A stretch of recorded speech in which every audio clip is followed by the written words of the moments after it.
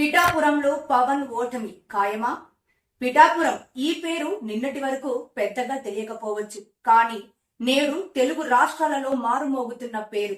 దానికి కారణం జనసేన అధినేత పవన్ కళ్యాణ్ అక్కడి నుండి పోటీ చేయడమే.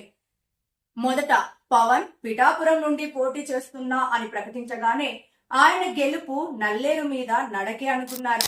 కానీ క్రమేణా పవన్ ని గెలుపుకి దూరం చేయడానికి చాప కింద నీరులా కొన్ని గ్రూపులు పనిచేస్తుండటంతో జన సైనికులలో ఆందోళన నెలకొంది. పవన్ కళ్యాణ్ పిఠాపురం అనగానే చాలా గందరగోళం నెలకొంది. అప్పటి వరకు పిఠాపురం సీట్ పైన ఆశలు పెట్టుకున్న టీడీపీ ఇన్ఛార్జ్ వర్మ పూర్తిగా వ్యతిరేకించిన చంద్రబాబు మాటలతో మెత్తపడ్డారు. వైసీపీ సైతం పవన్ పైన అదే సామాజిక వర్గానికి చెందిన వైసీపీ సిట్టింగ్ ఎంపీ వంగ గీతని పవన్ కళ్యాణ్ పైన పోటీకి దింపింది. మొన్నటి వరకు 1,00,000 మెజారిటీ అంటూ సోషల్ మీడియాలో హడావిడి చేసిన కొన్ని సంస్థలు ఎలక్షన్ దగ్గర పడుతున్న తరుణంలో పవన్ పై విషం చిమ్మటం మొదలుపెట్టారు.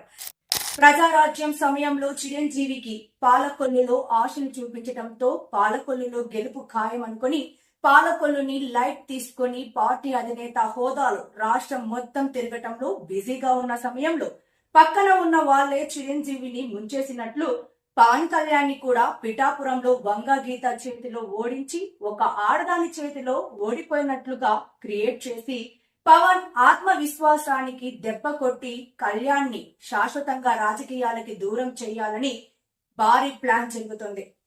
పిఠాపురంలో ఇక్కడ ఆశ్చర్యకర విషయం ఏంటి అంటే అధికార పార్టీ వైసీపీ కంటే జనసేనకి మిత్రపక్షమైన టీడీపీ ఎక్కువ ఈ ఫార్ములా ఫాలో అవుతున్నట్లు కనిపిస్తోంది. వైసీపీ పార్టీలో ఉండి తరువాత వైసీపీని వ్యతిరేకించి టీడీపీలో జాయిన్ అయిన మహాసేన రాజేష్ సడన్ గా ప్లేట్ మార్చి పవన్ కంటే జగన్ బెటర్ అంటూ ఒక వీడియో రిలీజ్ చేశాడు.